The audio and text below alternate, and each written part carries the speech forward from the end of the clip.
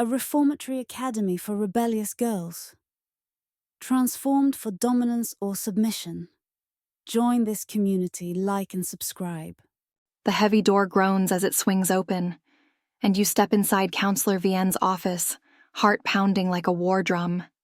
The very air hums with restrained power, an invisible force pressing against your chest, pressing against your skin, suffocating in its intensity. The silence isn't empty, it's a warning. She sits behind her rich mahogany desk, impeccably poised, her piercing blue eyes scanning you like a predator, studying its prey. The silence stretches, deliberate, oppressive. "Come in," Counselor Vienne murmurs, her voice deceptively gentle, yet laced with quiet authority. She looks up as she turns a page in a black leather-bound infraction journal before her. "Close the door behind you. There's no need to linger like a startled fawn caught in the open." The weight of her words coils around you, leaving no room for hesitation. You comply, the door clicking shut. A sound that feels far too final. Counselor Vienne watches you with an unsettling stillness. Her hands folded neatly on her mahogany desk, the polished wood reflecting the cold intensity of her gaze. Her blue eyes never waver, pinning you in place with an unspoken demand.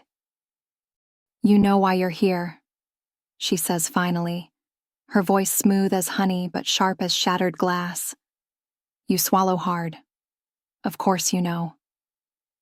"I've heard the reports," she says, her voice as smooth as cut glass, each syllable precise. "The mess hall, the lack of control, unrestrained, reckless." You saw red, lashed-out voices raised in raw fury. "You let anger control you," she continues. "You allowed your impulses to dictate your actions, unacceptable. But now you will learn discipline. Now there is only this room, this silence, and the reckoning to come."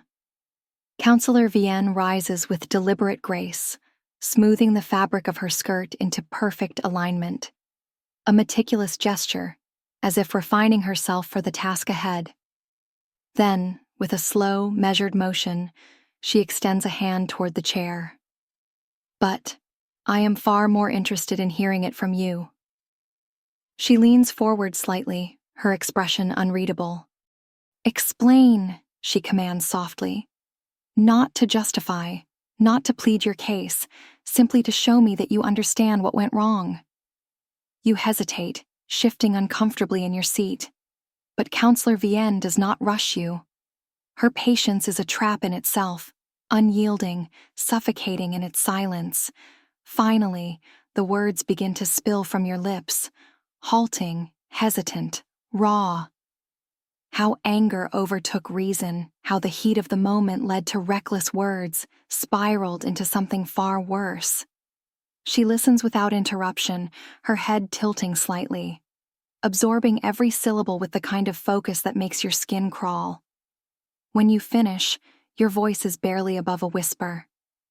Counselor Vienne exhales a slow, measured release of breath, as though she is carefully weighing the gravity of your confession, turning it over in her mind like a jewel held to the light, studying every flaw, every fracture. She says nothing at first. Just watch. The stillness stretches, thick and unbearable, until finally, she speaks. "Truth," she murmurs, her voice no longer sharp, but something far more insidious, soft, nearly coaxing, yet impossible to ignore. "It is an uncomfortable thing, isn't it? Heavy, unforgiving." Her blue eyes remain locked onto yours, unreadable, but beneath them lies something colder, something waiting. She leans in, just enough that you can feel the gravity of her presence. "Thank you for telling me the truth. Admitting failure is never easy, but it is the first step in proving you are worthy of correction. Now, listen closely, my dear, because what comes next is where the real lesson begins." She steps back, exhaling softly, as if she has already decided what must happen next. "Stand," You obey before you even dare think to hesitate. She gestures toward the far end of the room, where the chair of Temperance awaits, unassuming, yet impossible to ignore. Its dark, polished surface catches the dim light, casting long shadows across the floor. "Are you ready, my dear?" You barely register Mistress Vienne's voice when she speaks again, her tone deceptively soothing, honey laced with iron, not just to accept corrections, but to change. You nod, the motion feeling like a surrender you can't take back. The chair creaks as you sink into the chair, its structure adjusting ever so slightly beneath you, as if aware of your presence, as if it were waiting. The smooth surface feels deceptively cool at first, a false kindness. But the moment you settle, something within it shifts. The subtle mechanisms waiting beneath the surface, hidden, patient. The moment your body meets the smooth, polished surface, the restraints engage. Steel clasps snapping over your wrists, ankles, and torso, locking you in place. Not uncomfortably tight, but absolute. A faint mechanical hum stirs beneath you, subtle but undeniable, like a beast waking from slumber. The sensation slithers up your spine, anticipation winding tight in your chest. Counselor Vienne stands behind the chair, just beyond your reach. Posture immaculate, the embodiment of patience and control. Her expression remains unchanged, her blue eyes a frozen lake. Adjusting a dial embedded into the chair's armrest. "This chair," she explains calmly, "is designed to reflect the heat of your emotions. Anger, defiance, impatience. It responds accordingly. I'm glad you're ready to embrace this moment." She steps forward, resting a hand on the dial at the side of the chair, her fingers poised for the inevitable. "Remember, this is not painful," she murmurs. She watches, unbothered, unrushed, and the chair waits with her. This is about growth. And then, the heat begins. Level 1 is subtle. A warmth blooms beneath you, spreading along the seat and backrest. It's gentle, almost soothing. A deceptive embrace, lulling you into complacency. "This is level 1, Vienne says, voice laced with quiet authority. "Comfortable, isn't it? The illusion of control?" You nod cautiously, then she turns the dial. Level 2, the body reacts. A noticeable increase in temperature, like sun-heated leather pressing against your skin. It's not painful, but it's no longer pleasant. Vienne circles you, watching your reactions with clinical precision. Level 2. This is what happens when you let irritation take root, an ember that smolders, waiting to ignite. Your fingers flex against the armrests, but the restraints hold firm. There is no escape from this. She waits, measuring your endurance. Then the dial turns again. Level 3. The pulse of fire. The seat heats more intensely, radiating through your lower body and spine. A deep, insistent warmth, bordering on unbearable. Sweat beads along your brow. Your heart is racing, Counselor Vienne observes, tilting her head. This is where most lose their composure. The body craves relief, but the mind must master it. Counselor Vienne's voice dips lower, soft, as she steps closer. "Now, my dear," she murmurs. "Let's talk about how you ended up here, in that chair." She tilts her head slightly, eyes flickering with unreadable intent, as if savoring the irony. Emotions are tricky little things, aren't they? 1 second, you think you have control, and the next... She snaps her fingers, the sharp sound cutting through the air. Everything unravels. She paces slowly, the click of her heels a rhythmic reminder of just how little control you have now. "That fire inside you? The one that made you lash out? Made you see red?"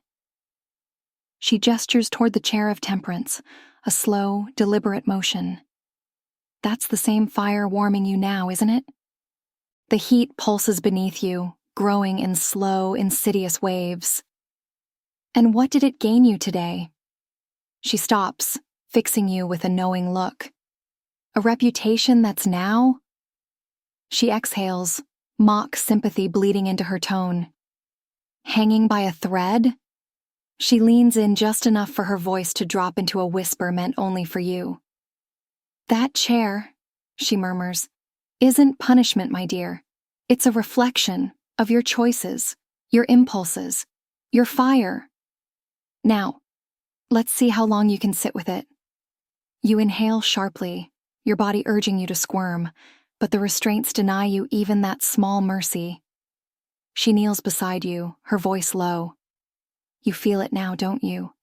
The pressure, the discomfort. But still, it is not painful, only intensity.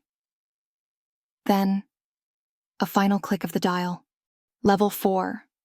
The inferno of chaos. Heat surrounds the entire chair, pulsating in rhythmic waves, rolling over your thighs, spine, arms, even the backs of your calves.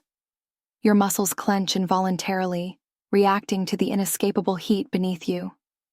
Counselor Vienne leans forward, so close you can feel the cool contrast of her presence against your sweat-dampened skin. This, she murmurs, is the moment of truth. The burning insistence demands release. Your body screams for movement, for something, anything, to cool you down. But you cannot move, you cannot escape it, you can only endure. She waits, allowing the moment to stretch, letting the full weight of discipline sink into your bones. And then, she lowers the dial. The heat recedes in slow, deliberate waves, cooling from an unrelenting heat to a manageable warmth. Then finally, a bare whisper of heat beneath you. Your body sags, exhaustion creeping in where tension once lived. Vienne watches, satisfied. You see, she says smoothly, your anger came and went. And yet, here you are, whole, unharmed, but changed. The restraints release. You exhale shakily, muscles trembling, mind reeling. Settle down. Steady your breathing. Let's get you some water, dear, to cool you down. Mistress Vienne's gaze softens, but the weight of her words remains firm, anchoring you in the moment. You are capable of so much more, my dear, she murmurs, her voice warm yet unyielding. I see it in you, the strength, the fire, the potential to be something greater than your impulses. She steps closer, her presence steady, unwavering, not a force of punishment, but of guidance.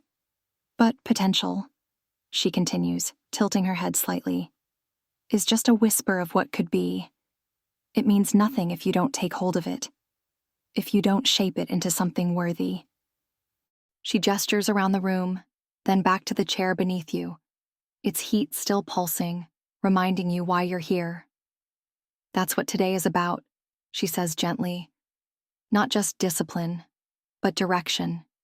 Nurturing the best parts of you, the control, the resilience, and burning away what no longer serves you. This is not about breaking you, my dear. It's about revealing you. And when you learn to master yourself, you will see there is nothing you cannot overcome. The pepper bomb lesson. The restraints unlock with a quiet snap, releasing you, but not to freedom, only to the next phase. Counselor Vienne moves with measured precision, every motion deliberate, every second accounted for. There is no hesitation in her hands, no doubt in her purpose. From her mahogany desk, she retrieves a small porcelain dish, pristine and delicate, an unsettling contrast to what rests inside. A thick, amber-hued balm glistens under the light, its surface smooth, almost hypnotic. A deceptive elegance masking the fire within. The moment she lifts it, the air shifts. A slow, creeping heat coils through the room, invisible yet inescapable, the sharp sting of crushed peppers and menthol threading through the stillness. Not overpowering, not aggressive, but a warning. The scent lingers, curling at the edges of your senses, a contradiction, both soothing and searing, a prelude to the lesson waiting to be learned. She dips 2 fingers into the substance, slow and deliberate, before kneeling beside you. "This," she murmurs, coating your palms and the soles of your feet in the fiery concoction, "is a reminder." The heat begins as a whisper, then a smolder, then a roaring blaze licking at your skin. You inhale sharply, muscles twitching, breath quickening. Counselor Vienne tilts her head, watching. "Do not fight it," she advises, her voice silky soft. "Endure it. Let it teach you the cost of unchecked emotion." Counselor Vienne stands in the doorway, eyes unreadable. 3 hours, she states. No movement, no sound. Then, the door clicks shut. Darkness swallows you whole. Your skin burns from the bomb, still relentless, unyielding. As the silence presses in, you are trapped within the discipline itself. There is nothing to do but sit, think, reflect. Every mistake replays in your mind. The heat, the tension, the loss of control, and the ticking. Always. That ticking. Vienne stands over you. "Good," she murmurs. "You are learning. Discomfort is fleeting." She continues, her tone steady, deliberate. She leans forward, her piercing blue eyes pinning you to the moment, cleaning excess from the pepper and menthol balm from your hands. "And you, my dear," she says, "are proving that you can endure, that you can rise above it, that stays with you, that shapes you. I'm proud of you for coming this far," she says at last, her voice softer now. "But we are not finished yet. Not until you emerge stronger than the person who first sat in that chair." Counselor Vienne steps back. "You will return here tomorrow. We will do this again until you learn. Discipline is control, and control is power, and the chair will be waiting. Do not make me escalate this." The door closes. You are left alone, burning, thinking, learning, and the clock keeps ticking. The night was long, restless. Sleep had been elusive, leaving you tangled in the remnants of yesterday's discipline, the lingering warmth from the chair of temperance. But the morning arrives, indifferent to your exhaustion. You stand before Counselor Vienne's desk once more. Her expression as composed as ever, a portrait of control, of quiet certainty that today will end as she intends. This is the final step. Correction is only as effective as the lesson it leaves behind, and we will ensure this one stays with you. She retrieves the cane from its place on the wall, a sleek, polished instrument of discipline, light in her grip but heavy in its purpose. "You've made progress," she acknowledges, her blue eyes locking onto yours sharp, discerning. "But progress must be sealed with certainty." She gestures toward the same chair, its presence heavy with unspoken tension. 6 strokes, she continues, stepping closer. 6 reminders of what brought you here, and 6 reasons why you will not return. The cane whispers through the air, the first stroke landing with a sharp, precise crack. The second follows, deliberate, measured. By the third, your breath shudders, body tightening against the sting. But Counselor Vienne remains unaffected. 4, 5. The final stroke lands, searing its lesson into memory. Silence follows, thick and weighted. Counselor Vienne steps back, placing the cane aside. "Stand," she commands. Your movements are stiff, but you obey, meeting her gaze even as your body hums with the aftershocks of discipline. She studies you for a long moment before finally speaking. "You are finished here, and I trust I will not see you in this chair again. But if I do, you already know. The lesson will be much harder the second time. The meaning is clear, final, unquestionable." As you step away from that mahogany desk, from those piercing blue eyes, from the room that has rebuilt you in its own quiet way, You know one thing with certainty. You won't be coming back. Like, comment and subscribe. Thanks for watching. See you in the next video.